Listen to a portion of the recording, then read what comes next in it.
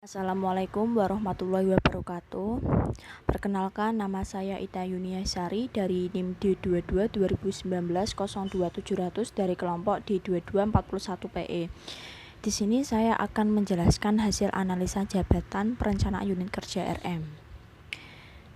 Data-data hasil analisis jabatan meliputi yang pertama itu nama jabatan, yang kedua kode jabatan, yang ketiga ikhtisar jabatan, yang keempat uraian tugas, kelima bahan kerja, keenam perangkat kerja, ketujuh hasil kerja, kedelapan tanggung jawab, kesembilan wewenang, kesepuluh kolerasi jabatan, yang ke-11 kondisi lingkungan kerja, 12 resiko bahaya, yang ke-13 syarat jabatan. Yang pertama, nama jabatan. Nama jabatan di sini pendaftaran pasien klinik praktek dokter umum. Yang kedua, kode jabatan kosong. Yang ketiga, ikhtisar jabatan. Yang pertama itu bagian pendaftaran adalah suatu prosedur pelayanan di klinik guna mendapatkan identitas seorang pasien dan tujuan pasien berobat dengan menanyakan keluhan yang dirasa. Yang kedua, peran dan fungsi dalam pelayanannya adalah menerima pendaftaran pasien yang akan berobat, melakukan registrasi, menyediakan formulir rekam medis dalam folder DRM bagi pasien yang baru pertama kali berobat atau pasien baru dan pasien yang datang pada kunjungan berikutnya atau pasien lama. Yang keempat, uraian tugas. Yang pertama, menerima pendaftaran pasien baru atau lama. Yang kedua, melakukan pencatatan pendaftaran atau registrasi. Yang ketiga, menyediakan formulir rekam medis dalam folder DRM bagi pasien yang baru pertama kali berobat atau pasien baru dan pasien yang datang pada kunjungan berikutnya atau pasien lama. Yang keempat, menanyakan keluhan yang dirasa pasien dan memberi informasi tentang pelayanannya. Yang kelima, membuat daftar kunjungan harian bulanan pasien. Yang keenam, membuat daftar rekapitulasi harian bulanan data pasien. Yang kelima, bahan kerja. Yang pertama, konsep formulir rekam medis atau laporan data kunjungan dan rekapitulasi harian bulanan. Penggunaan dalam tugas untuk diketik.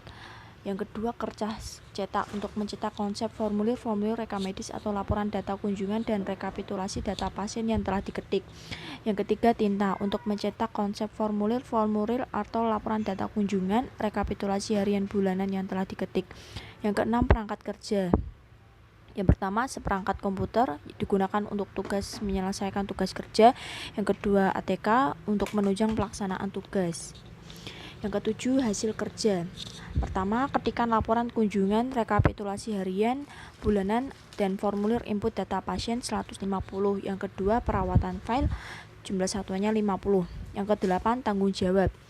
Yang pertama, meregistrasi pendaftaran pasien, baik itu pasien baru atau lama. Yang kedua, menyiapkan formulir DRM baru dari pasien baru dan menyiapkan folder DRM bagi pasien lama. Yang ketiga, mencocokkan jumlah kunjungan pasien baru harian dengan jumlah rekapitulasi data pasien harian. Yang keempat, mencocokkan jumlah kunjungan pasien bulanan dengan jumlah rekapitulasi data pasien bulanan. Yang kesembilan, wewenang.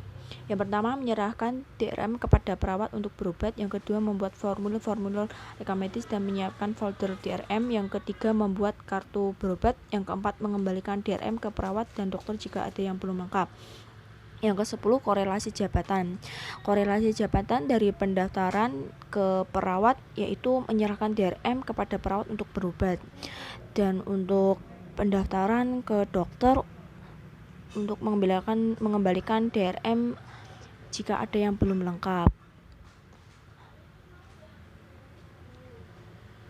Yang ke-11, kondisi lingkungan. Yang pertama, dilihat dari aspek tempat kerja dengan ruang tertutup.